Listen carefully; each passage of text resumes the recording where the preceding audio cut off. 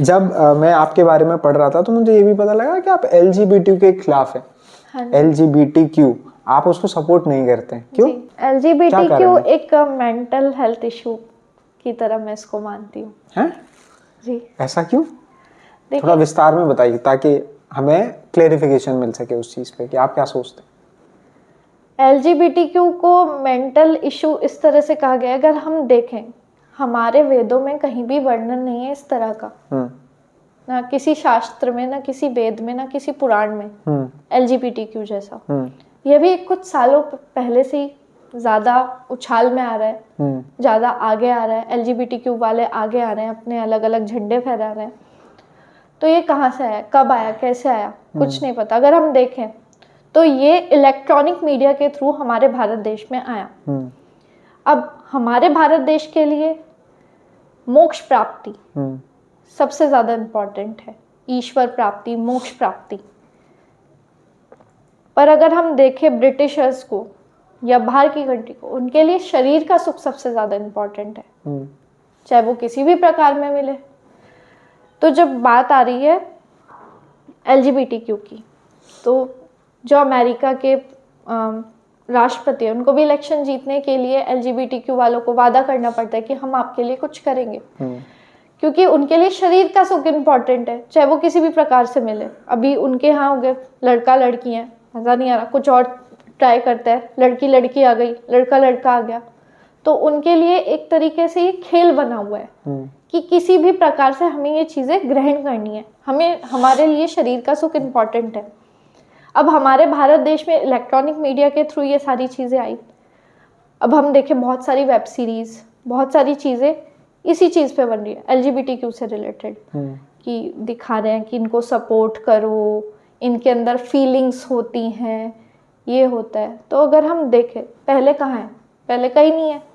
हम टीवी देख रहे हैं, हॉस्टल में 2 बच्चे बैठे हैं, हॉस्टल की अगर हम बात करें, चाहे वो 2 लड़कियां साथ में बैठी है, 2 लड़के थे, वो उस चीज़ को देख रहे हैं, उनके दिमाग में वही चीज़ आएगी। वो बैठे हैं साथ में, अकेले बैठे हैं और उस चीज़ को देख रहे हैं, उनका फोकस यही रहेगा। शायद हमारे अंदर भी यही फीलिंग्स है, शायद हम भी इसी तरह से कर सकते हैं। तो यहाँ अगर हम देखें, बहुत बड़ी इस चीज़ के पीछे साजिश है। LGBTQ क्या मैन मेड है? हाँ, मैन मेड भी हम इसको कह सकते हैं। नेचुरल नहीं है? ये नेचुरल नहीं है। कैसे? हम LGBTQ में से T हटा सकते हैं। नहीं, जैसे मान लो L से स्टार्ट करते हैं, लेस्बियन लेते हैं, एक लड़की का लड़की में इंटरेस्ट होना, हाँ। क्या पॉइंट ऑफ इंटरेस्ट है, खुद से जनरेट होता है या ऑटोमेटिक, ये नेचुरल ऐसा कुछ होता है? ये नेचुरल नहीं है, मैं आपको बता रही हूँ कि ये मेंटल हेल्थ है, मतलब मेंटली ये सारी चीज़ है। अभी मैं आपको एक एग्जांपल दे रही थी कि अगर लड़की लड़की बैठ के कोई ऐसी चीज़ देख रही है जो सोशल मीडिया के थ्रू या वेब सीरीज के थ्रू, OTT प्लेटफॉर्म्स वगैरह के थ्रू उनको दिखाया जा रहा है, तो वो खुद के अंदर वही फीलिंग्स जनरेट करना शुरू करेगी, क्योंकि वही चीज़ वो बार बार सोचेंगे कि अच्छा ये फीलिंग्स हमारे अंदर आ रही हैं, ये चीज़ हम देख रहे हैं, तो शायद हम भी ऐसे ही हों। क्या ऐसी कोई स्टडी हुई है कि इस तरीके से कोई इंटरेस्ट जनरेट हो सकता है? स्टडी हुई है, तभी मैं बोल रही हूँ। क्योंकि आपने कहा भी वेदों में, शास्त्रों में कुछ नहीं है, तो मैं इस पर थोड़ा पढ़ रहा था, तो मुझे पता लगा कि बुध से रिलेटेड एक इतिहास में एक चर्चा है इसकी। जो बुध हैं, चंद्रमा के बेटे माने जाते हैं, वो युवराज भी ग्रहों में कहे जाते हैं। तो उनकी शादी का कुछ ऐसा सीन था कि वो पहले राजा थे, फिर उनको एक श्राप मिला शिव जी की वजह से, तो वो लड़की बन गए थे। तो उसका प्रमाण अब कहानियों से ही आता है, जिस तरीके से चले आ रहे हैं कहानियों से प्रमाण आता है। पर अगर हम देखें तो सबसे पहले वही घूम फिर के बात वेदों पे ही आती है कि वेदों को ही हम मानते हैं। वेदों में कहीं इस चीज का वर्णन नहीं है। ये इसके पीछे एक बहुत बड़ी साजिश है वंश का नाश करने की, वंश को खत्म करने की। इलेक्ट्रॉनिक मीडिया के थ्रू हमारे भारत देश में ये सारी चीजें आई, लोगों ने इन चीजों को देखना शुरू किया। तो जो एक सीक्वेंस होता है, मतलब एक सर्कल होता है कि मतलब एक फीमेल मेल जब मिलते हैं तो एक संतान की उत्पत्ति होती है। ये एक प्रोसीजर है। अगर आप फीमेल फीमेल को मिला दोगे, मेल मेल को मिला दोगे, तो क्या वो सारी चीजें खत्म, यहाँ वंश का नाश हो गया। वंश आगे कैसे बढ़ेगा भारतीयों का? तो इसके पीछे ये एक बहुत बड़ा रीजन है। दूसरा रीजन मार्केटिंग का, कि वो लोग हमारे भारत देश में इन चीज़ों को यूज़ करने का जो भी इनका होता है वो चीज़ें भेज रहे हैं। भारत देश में इस चीज़ की मार्केट बढ़ रही है, यहाँ वंश खत्म हो रहा है। भारत देश आगे ही नहीं बढ़ेगा, वहीं ख़त्म हो जाएगा, क्योंकि जब ये सारी चीज़ें घटेंगी तो ये सबसे बड़ा कारण है। आपने कहा कि LGBTQ में ट्रांसजेंडर भी आते हैं। हाँ, ट्रांसजेंडर्स को हम साइड कर सकते हैं। मैं यही कह रही थी कि LGBTQ में से T हम हटा सकते हैं, क्योंकि वो उनका नेचुरल है। उस चीज़ का मैं सपोर्ट करती हूँ क्योंकि वो नेचुरल है। बाकी ये लेस्बियंस, गेज, ये सब चीज़ें मेंटली है, ये सब यहाँ से है। अब मुझे याद नहीं एक्चुअली, वो द्रौपदी की जो बहन थी, जो द्रौपदी की बहन शिखंडिनी, वो कौन सी कैटेगरी में आती थी? शिखंडी जी जो हैं वो ट्रांसजेंडर में आते हैं। अच्छा जी, तो उनका प्रमाण पहले से?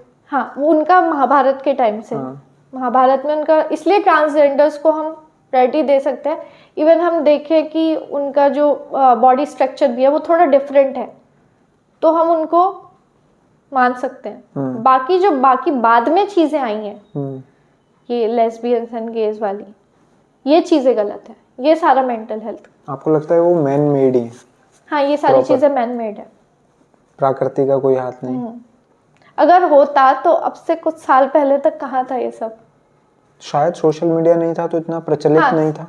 प्रचलन नहीं था, सोशल प्रचलित नहीं था, प्रचलित नहीं था। तभी तो मैंने बताया कि उनके लिए शरीर का सुख, हमारे लिए मोक्ष प्राप्ति।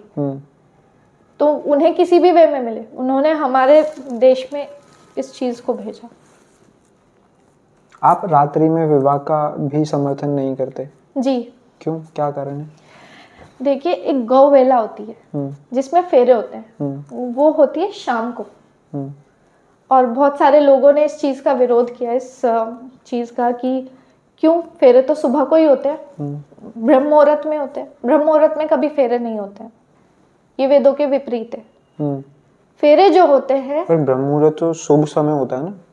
शुभ समय होता है, पर जो फेरों का समय वेदों में लिखा गया है वो गौ वेला में, जिस टाइम लोग गाय चराने जाते हैं, शाम का समय। अच्छा, इसलिए दिन में शादी करनी चाहिए। अब कुछ लोगों ने कहा कि नहीं, ब्रह्म मुहूर्त में, चलो हम मान लेते हैं कि शुभ मुहूर्त में फेरे हो रहे हैं। ब्रह्म मुहूर्त में पूरी रात नाच के, गाना गा के, शराब पी के आप फेरों में बैठ रहे हो।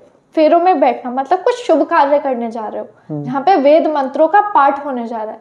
आप बिना नहाए धोए, या तो दूल्हा दुल्हन को नहलाओ, दोबारा बिठाओ। थोड़ी मदिरा का पान करते हैं। नहीं, दूल्हा दुल्हन मदिरा का पान नहीं करते हैं, पर बाकी सारी एक्टिविटी हो गई। अगर आप फेरों में बैठने जा रहे हो सुबह 4 बजे और वहां पे वेदों के मंत्रों का पाठ होने जा रहा है, तो आपको शुद्ध होके बैठना चाहिए। तो इस चीज का भी विरोध, लोग उस चीज को देखते हैं, लोग कहेंगे नहीं वो तो ब्रह्म मुहूर्त में ही होता है। गौ वेला जो पंडित आते हैं वो तो ज्ञानी होते हैं, वो क्यों नहीं विरोध करते इस चीज का? देखिए, आजकल पंडित ही कहाँ रहे। पहले पंडित वो होते थे जो विद्वान होते थे। आज पंडित किसको कहा जाता है? जो पूजा पाठ करते हैं, पुजारी होते हैं। पंडित अगर हम देखें, मैं अभी उज्जैन गई थी। बट आप ऐसे देखिए ना कि अगर पंडित मंत्र उच्चारण करने से मना कर दे तो क्या शादी हो सकती है?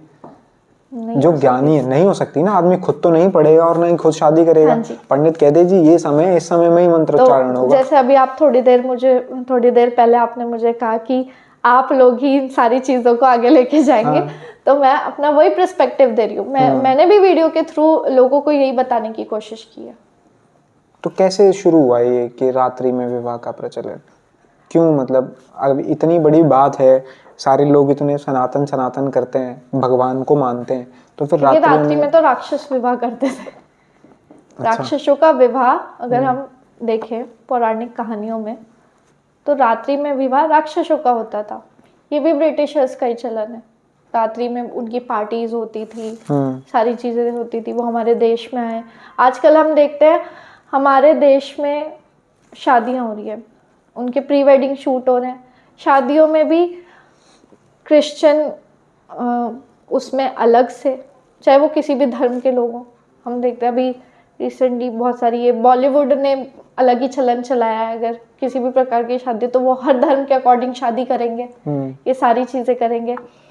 फिर रात्रि में जब विवाह होता है, तो रात्रि का ये विवाह का प्रचलन भी ये पार्टी से है जो ब्रिटिशर्स की होती थी। आप देखिए कि कोट पैंट पहनना दूल्हे का भरी गर्मी में क्या मतलब है?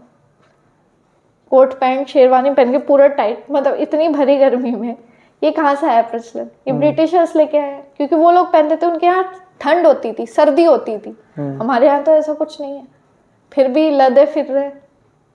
तो वो कारण है उन सारी चीजों को फॉलो करने का। तो गर्मियों में क्या पहनते हैं दूल्हा? अपना कुर्ता, धोती कुर्ता पहने, कोट पैंट नहीं। कोट पैंट पहनने की क्या जरूरत है? एक्चुअली क्या है ना, शादी में बहुत सारी चीजें वेस्टर्न से अपना ली गई हैं। हाँ हाँ वही। तो वो फिर अब देखिए व्हाइट लहंगे बहुत चल रहे हैं, बोला जाता है व्हाइट कलर शुभ नहीं है, लड़कियां शादी के व्हाइट लिए। लहंगे पहन रही है। वैसे बहुत सारी कि लाल कलर शुभ होता है, पीला शुभ होता है, ऐसा माना जाता है कि ये शुभ रंग है हमारे देश। पर अब इनका भी प्रचलन बिल्कुल अलग कर दिया है कि दूल्हे का तो दूल्हे का जो कोट है, शेरवानी है, वो काली होती जा रही है, और जो दुल्हन के लहंगे का कलर है वो सफ़ेद होता जा रहा है। ये भी चीज़ें शुभ नहीं है। आपको लगता है फिल्में, वेब सीरीज बहुत ज़्यादा इम्पैक्ट करती हैं आज की जनरेशन को ऑब्वियसली इन चीज़ों बहुत में? ज़्यादा इम्पैक्ट करती हैं। उनको सोच समझ के उनके विषयों को बनाना चाहिए। ये तो बात है कि फिल्म बहुत ज़्यादा इम्पैक्ट करती है। मुझे फिल्में देखने का बहुत शौक है, मैं बहुत फिल्में देखती हूँ। तो कहीं ना कहीं ये चीज़ आती है मन में कि यार ये चीज़ गलत है, ये क्यों दिखाई जा रही है? इससे हमारे ऊपर, क्योंकि जिस टाइम पे हम इमेजिन कर रहे थे फिल्म क्या है या कोई कहानी क्या है, जब हम किसी कहानी को पढ़ते हैं तो हम उसमें डूब जाते हैं। इसी तरह जब हम किसी फिल्म को देखते हैं हम उसमें डूब जाते हैं। हम देखते कई इमोशनल मूवी हम देख रहे हैं, हम उस इमोशनल मूवी के साथ साथ ही इमोशनल होने लगेंगे कि हाँ बड़ा दुख का कारण है, अरे ब्रेकअप हो गया, प्यार छूट गया, तो रो रहे हैं, हमारी लाइफ में भी सेम चल रहा है। तो वो कनेक्ट करते हैं। तो इस तरह बाकी जो निगेटिव चीज़ें हैं उनको भी कनेक्ट करते हैं। आप देखिए ड्रग्स के ऊपर कितना दिखाया जाता है, ड्रग्स का प्रचलन मूवीज़ में कितना दिखाया जाता है कि अगर किसी को टेंशन हो गई है, किसी को कोई छोड़ के चला गया या किसी की फैमिली में कोई प्रॉब्लम हो रही है, तो वो उस चीज़ को भुलाने के लिए सीधा ड्रग्स पे जाता है, ड्रग्स लेता है। उसको लगता है ड्रग्स लेने से सारी प्रॉब्लम का सॉल्यूशन मिल जाएगा कि 1 2 4 5 मिनट को हम किसी और दुनिया में, हम उन सारी चीज़ों से दूर हो गए। पर वहाँ वो प्रचलन कर रहे हैं। अब उड़ता पंजाब में ड्रग्स का बहुत ज़्यादा वो किया गया है कि ड्रग्स को बढ़ावा दिया गया, और उसके बाद से काफ़ी बट ऐसी फिल्में जो मुद्दे को उठाती भी है ना। हाँ, जो काफ़ी ऐसी मूवीज़ हैं जो मुद्दे को उठाती है, जो बहुत अच्छी हैं। पंकज त्रिपाठी जी की एक मूवी है कागज़, जिसमें उनको मृत घोषित कर दिया जाता है सिर्फ एक कागज़ की वजह से। तो ये एक सामाजिक मुद्दे के ऊपर मूवी है। और पैडमैन अक्षय कुमार जी की, ऐसी बहुत सारी मूवी हैं जो सामाजिक और बहुत अच्छी हैं, जो समाज पे एक पॉजिटिव इम्पैक्ट डालती हैं। तो ऐसी चीज़ों को सपोर्ट करना चाहिए। कश्मीर फाइल्स बहुत अच्छी मूवी थी, अभी केरला स्टोरी, उसका बहुत अच्छा इम्पैक्ट पड़ा है। तो इस तरह की मूवीज़ अगर हमारा जो बॉलीवुड इंडस्ट्री है ये दिखाए तो उसका बहुत ही अच्छा प्रभाव हमारे देश पे पड़ेगा। अभी एनिमल भी आई, देखी आपने? नहीं, मैंने एनिमल नहीं देखी। मैंने एनिमल नहीं देखी, मैं सैम बहादुर देखने गई थी। सैम बहादुर देखी, कैसी लगी सैम बहादुर? सैम बहादुर बहुत अच्छी मूवी थी, प्रेरणादायक। हाँ जी। क्या है प्रेम, क्या है आज के समय में? अगर संदर्भ में बात करें, क्या वेब सीरीज, फिल्में जो दिखा रही हैं वो, और आप बहुत युवा हैं, और इस एज में जब व्यक्ति अपने करियर की तरफ आगे बढ़ रहा होता है तो प्रेम प्रसंग का पाठ ज़रूर आता है जी। क्या है वो, और किस तरीके से आज के युवाओं को डील करना चाहिए? देखिए अगर आज के समय में देखा जाए तो प्रेम जो होना चाहिए वो प्रेम नहीं है। सीता माता राम जी जैसा प्रेम नहीं है। हम देखिए सिर्फ आज जिस व्यक्ति के पास शक्ति है, इस संसार में जिसके पास शक्ति है उसी की पूछ है, वरना कोई किसी व्यक्ति को पूछने वाला नहीं है। तो सब मतलब के यार हैं। अगर मैं इस संसार को देखूं या अपने पर्सपेक्टिव से बताऊं, सब मतलब के लिए हैं कि अगर किसी का किसी से कोई मतलब निकल रहा है तो वो प्रेम संबंध में। अगर थोड़े दिन में वो उनसे कोई बात हो गई, कुछ खनक हो गई, तो वो अलग है। तो राम सीता जैसा प्रेम नहीं है, त्याग नहीं है, आप पद्मिनी जैसा प्रेम नहीं है। जिन्होंने जोहर कर लिया, सबसे ज़्यादा कष्टदायक होती है अग्नि की मौत। अपने पतियों के लिए पूरा आग में जल गई। आग अगर हम अभी बोल दे कि तवे पर हाथ लगा दो तो हम एकदम से ऐसे करेंगे। वो मुंह में गंगा जल डालकर पूरा अग्नि में समा गई। वो प्रेम था। आज के समय में प्रेम नहीं है। क्यों नहीं है? क्या कारण लगता है? कारण यही है, सबकी अपनी अपनी ज़रूरतें हो गई हैं। इंसान इंसान को इंसान नहीं समझता है। अगर हम देखें कि अगर आज मैं यहाँ बैठी हूँ, हम बातचीत कर रहे हैं, पॉडकास्ट कर रहे हैं, तो इसमें भी कहीं ना कहीं हमारा कोई फ़ायदा है, क्योंकि हमारे थ्रू लोगों तक ये बातें पहुँचेंगी, लोगों का फ़ायदा है। तो बिना फ़ायदे के कोई काम नहीं करते, कोई किसी के साथ नहीं रहता है। बहुत कम इंसान ऐसे होंगे। सीता जी का समर्पण अगर हम देखें राम जी के प्रति कितना था, और राम जी का सीता जी के प्रति कितना था, कि साथ ना रहते हुए भी उन्होंने सारी चीज़ें बैलेंस रखी। व्रत आजकल के लोग नहीं करते हैं। व्रत वो वाला व्रत नहीं कि आज हमने फास्ट रख लिया, वो व्रत हो गया। व्रत करना है तो प्रभु राम जैसा व्रत करो। प्रभु राम ने माता सीता के अलावा अगर कोई उनसे छोटी है उम्र में तो बहन, बड़ी है तो माता, और ज़्यादा ही छोटी है तो बेटी के रूप में देखा। उन्होंने व्रत किया था अगर मेरी पत्नी है तो सीता है। इसके अलावा जो सृष्टि की जितनी भी लड़कियां हैं, जितनी भी देवियां हैं, या तो मेरी बहन है या माँ है या बेटी है। आज कोई ऐसा व्रत नहीं करता। अगर कोई आज के समय में ऐसा व्रत कर ले तो किसी के 35 टुकड़े ना हो। श्रद्धा की बात कर रहे हैं आप जी। क्या लगता है क्यों? क्योंकि लोगों की कुदृष्टि ऐसी हो गई है ना कि अगर आप किसी को चाहते हो तो आप उसको पूरा अपनापन दो, अपना मान के चलो। आज ये है तो कल कोई और है, फिर अगले दिन कोई और है। ये सारी चीजें हमारे देश में चल रही हैं। वो समर्पण कहाँ है? वो व्रत वाली कहाँ चीज है? क्यों है कि आज कोई और है, कल कोई और है, कल कोई और है? ये बैलेंस क्यों, डिसबैलेंस क्यों है? क्या कारण है इसके? डिसबैलेंस मे बी एजुकेशन का। अच्छा, एजुकेशन का सबसे बड़ा रोल है इस चीज़ में। आजकल हम कॉलेजेस में जाएंगे या यूनिवर्सिटीज़ में जाएंगे तो हम देखेंगे बॉयफ्रेंड गर्लफ्रेंड वाला प्रचलन जो चल रहा है। बहुत सारी ऐसी चीज़ें हैं। तो आज इसके साथ है, कल किसी और के साथ है। आज इससे फ़ायदा ख़त्म हो गया। अभी रिसेंटली मैंने एक वीडियो देखी, वो बेंचिंग वाली मैंने भी देखी वो। हाँ, बेंचिंग वाली की एक साइड वो नया टर्म आया है। वो नया टर्म आया है कि एक तो है ही, साइड में एक और है, बैकअप लेके चल रहे हैं कि तू जा, एक है। मतलब कुछ भी हो जाए अपना मोरल नहीं गिरना चाहिए। मतलब अपना इमोशनल ब्रेकडाउन नहीं होना चाहिए। चल तू जा रही है तो ये तो है, ये वाला। तो ये बैलेंस कर रहे हैं या आगे की पीढ़ी के लिए कुछ अलग ही एग्जांपल सेट कर रहे हैं? नहीं, ये तो बहुत ही बैलेंस करना तो है नहीं है। ये तो बेकार चीजें। मैंने बताया ना कि अगर तप करना है, व्रत करना है, किसी को सच में अपना मानना है तो संकल्प लो ना, उस चीज को ग्रहण करो। कौन संकल्प ले रहा है? कोई भी नहीं ले रहा है। आज एक ने वादा कर दिया, मैं तुमसे शादी करूंगा, मैं तुम्हारे साथ हमेशा साथ रहूंगा। दूसरे दिन मुझे तुम्हारे साथ नहीं रहना, तुम बेकार हो, निकल लिए। तो वो संकल्प कहाँ है? आजकल तो लोग साइन कराते हैं। हम देखो शादियां हो रही है, शादियों में बड़े बड़े लेटर खुल जाते हैं कि ये चीजें माननी है, ये टर्म्स माननी है तो ही शादी होगी, साइन कर दो।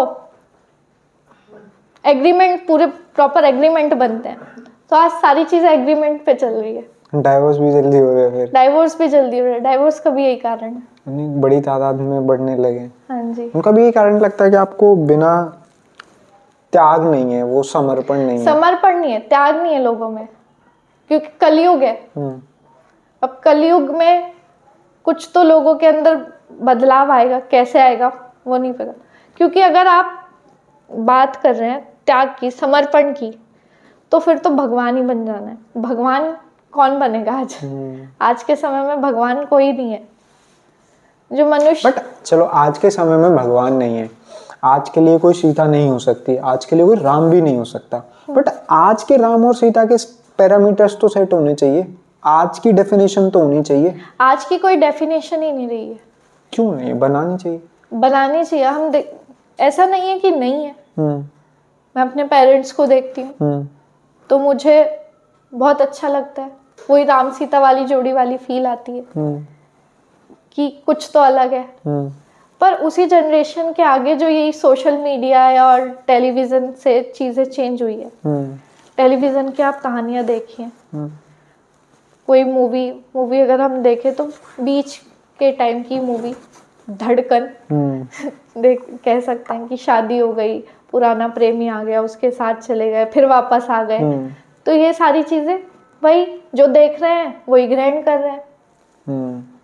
तो वो घुमा फिरा के वो फिल्मों से इंस्पायर्ड चीजें होने लगी हैं। हाँ। और वो नए शब्दों का जो इस्तेमाल है वो सोशल मीडिया के जरिए पैदा हो रहा है। वही वाली बात आती है। क्या इसका सोल्यूशन है कुछ, मतलब सही किया जा सकता है आज, वरना नहीं रोका तो हर तीसरे महीने नए टर्म्स ऐसे सुनने को मिलेंगे। देखिए, रोकने की तो बहुत ज़्यादा मतलब आवश्यकता है इस चीज़ को। ये रुकेगी भी हम लोगों के थ्रू ही कि हम इन चीज़ों को रोकने की कोशिश करें। सोशल मीडिया के माध्यम से ही, जहाँ से इन चीज़ों का प्रचलन शुरू हुआ है।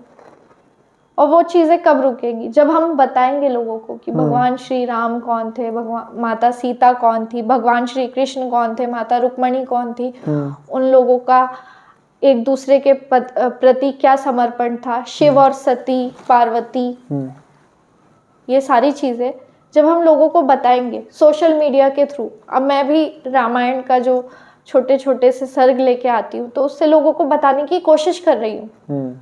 तो इसी तरह हम समाज में चेंज ला सकते हैं। पेरेंटिंग का भी बहुत बड़ा इम्पोर्टेंट हिस्सा है इसमें।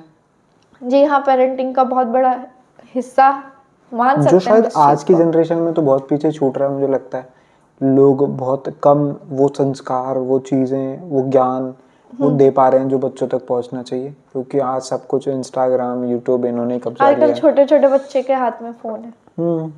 वही उनके पेरेंट्स हैं। बोलते हैं कि हमारा बच्चा खाना नहीं खाता है अगर इसको कार्टून न देखे तो वो खाना नहीं खाएगा।